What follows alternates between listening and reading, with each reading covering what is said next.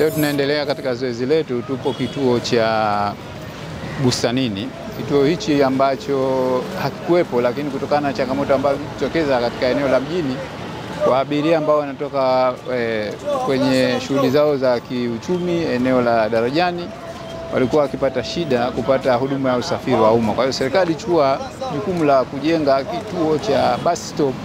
Kituo hichi kinatumika kwa ajili ya kushusha na kupakia, lakini sio kituo cha tani.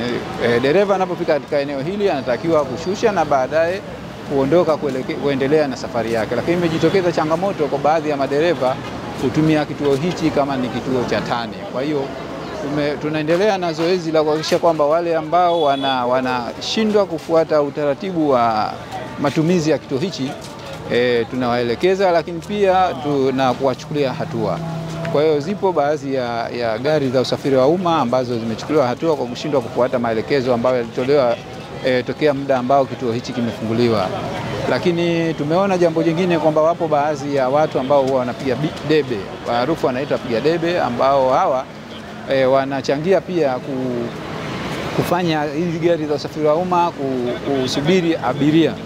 Kwa hiyo na wao pia tumewapa elimu, lakini tumewapiga marufuku uwepo katika eneo hili, eneo ambalo unatakiwa ufike kushusha abiria na kuondoka. Kwa hiyo zoezi hili litakuwa linaendelea, na wale wote ambao watabainika kuendelea kufanya yale ambayo yalikatazwa, basi hatua za kisheria zitachukuliwa, ikiwemo kupigwa faini au kuzuiliwa leseni zao kwa muda. Tunaomba jamii kwanza, wale ambao wanatumia usafiri wa umma katika wanaotoka mjini wafuate maelekezo. Hapa kuna askari ambao wanasimamisha. Anaposimamisha askari, ndio muda ambao abiria anatakiwa kukatisha njia kuelekea kwenye usafiri wa umma. Lakini pia wapo wale wengine, tumeona kuna bodaboda wanakuja kwenye eneo hili eneo halina kituo cha bodaboda.